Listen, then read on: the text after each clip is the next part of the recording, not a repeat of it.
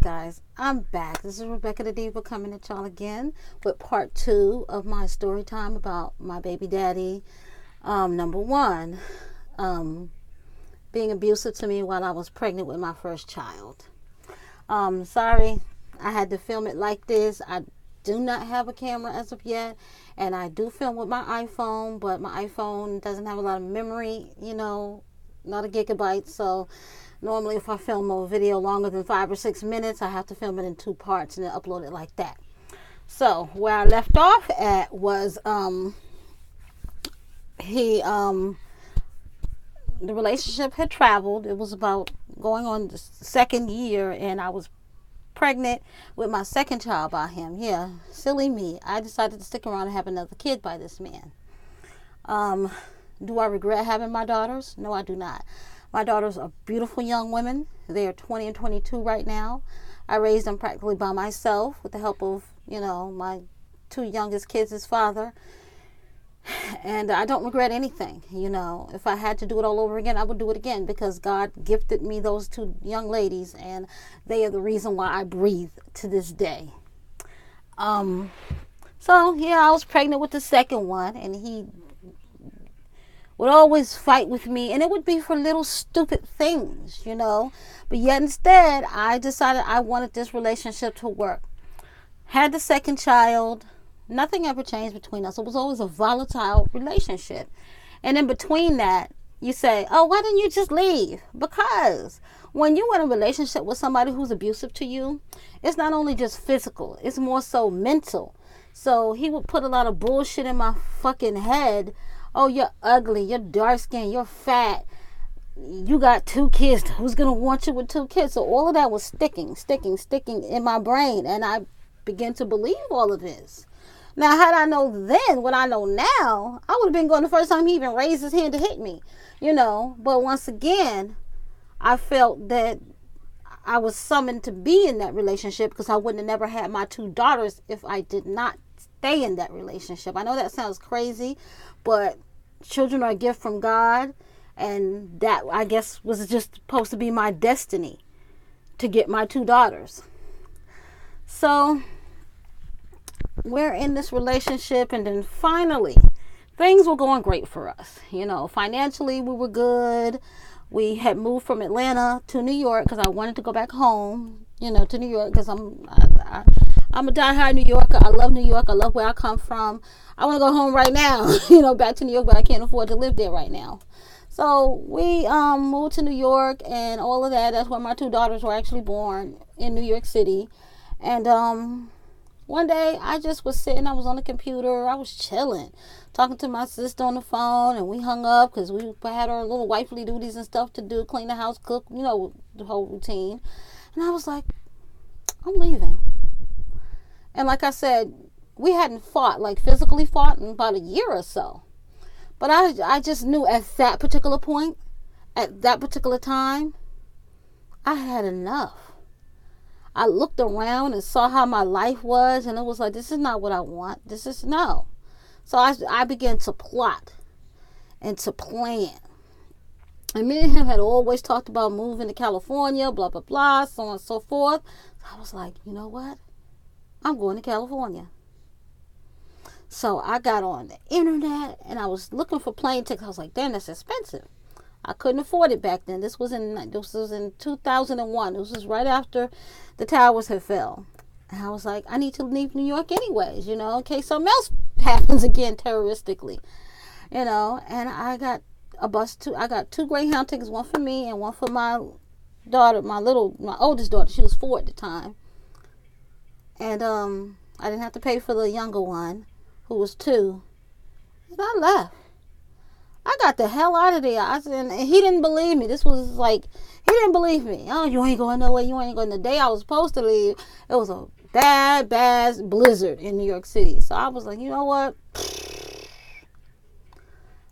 I'm going to leave the next day, because I had to take her to the ER. Make sure I had inhalers, because she had asthma really, really, really bad. Make sure I had inhalers and cough syrup and everything for my traveling, because it was like a 3-day bus ride. So we went to the ER that night. The next one I got up, he drove me to Port Authority bus station. And he's just like, damn, you really leaving? I was like, yeah. I was like, once I get out there and get settled, you can come too, And at that point, I still wanted to be with this man. This is how my mind was working. He was like, oh, okay. So just find a place for us. So he was like, damn, you really leaving? And I was like, yes, I'm going. Bye.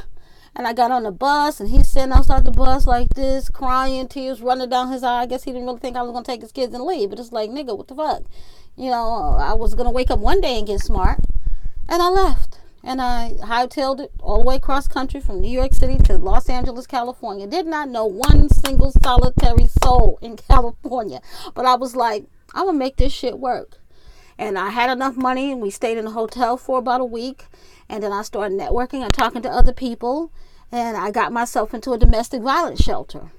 And I stayed in these shelters probably like over almost a year and a half time it took me. And in that shelter, I got therapy. My kids got therapy, because little do you know, whether you fight in front of your children or not, your children, they hear shit. They know shit. You know what I'm saying? And that shit will stick with them, throughout their life, So I got therapy. My kids got therapy. They helped me get a job. They helped me get in school. They helped me with a place. And I lived in California happy, without him. And I wanted him to come. I really did, because, who doesn't want their family to work? But he never came. He was like, oh, no, I'm coming. Yeah, no, I'm coming. He never wanted to come. And in between time, he never really showed an interest in the children either, which that's his loss, And he always knew where I was, always had a phone number for me, always had a address for me. He just chose not to be a parent, and that was the decision that he made. And trust me, his daughters are 20 and 22. They're not interested. They don't want to deal with him. You're a bum to them. You never paid a dime of child support. He stuck by his word. When he told me when I was pregnant with my first one, when he said he would never give me one dime for the child, he stuck by that word. He has never given me one single solitary penny for either one of my children. Never paid a dime of child support. And yeah, I tried. I went to the courts. Nothing. Why? Because he's a bum. He comes from a very good family, a very wealthy family in Atlanta. But him, they don't help him. They don't do shit for him because he's a bum. He'd rather sell drugs in the streets than get a real job. He's like that to this day. He's like 37, 38 now. And he's still doing the same shit he was doing when I met him at the age when he was 20. So, come on. Really, nigga? Grow up. But anyways, I got myself together. And for a long time, I had low self-esteem, like very low self-esteem. And I carried that into my new relationship. Because like I would say 2 years of me being in California, I met my youngest kid's dad. And he was a charming guy, very nice guy, had 2 kids of his own, single father, treated me with respect. But I had so bad self-esteem that he was always cheating. Always, because of my low self-esteem, I feel, and I would, and another thing that I did is I brought my abuse issues into my new relationship, because I would hit him and fight with him. He wouldn't hit me back because he was not that type of dude. I think his mode of punishment was, oh, this bitch gonna fight me, I'm finna go fuck another bitch. And that's gonna carry us into another story time, which I already uploaded one on how he, baby daddy number 2, cheated on me with crackhead. So if you have not seen that video, please go check that video out. I will link the title in my description box for you guys to check that out.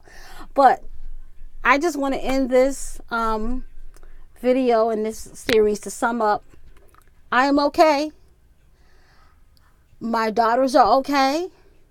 We are strong women. And I was never in another abusive relationship ever again in life. And please note that if you are in an abusive relationship, there's help out there. Somebody will help you. I will link an 800 number. I linked it in the first video as well. I will link that number again. It's 1-800-799-SAFE. It's a confidential number. You call that number, you tell them what your situation is, and they will help you. No matter where you at, no matter where you live at, they will help you. There is help out there. If it doesn't mean that you leave your household, if it means you just go sit down, talk to a therapist, they will help you get court restraining orders. They will help you get child support. They will help you do everything it is that you need to do to survive and get out of the situation that you're in, because no one deserves to be beaten. No one deserves to be called out of their name. No one deserves to be belittled. No one deserves to go through mental anguish. Love does not mean all of that. Love is not supposed to hurt. Love is a beautiful thing. So until next time, guys, be easy.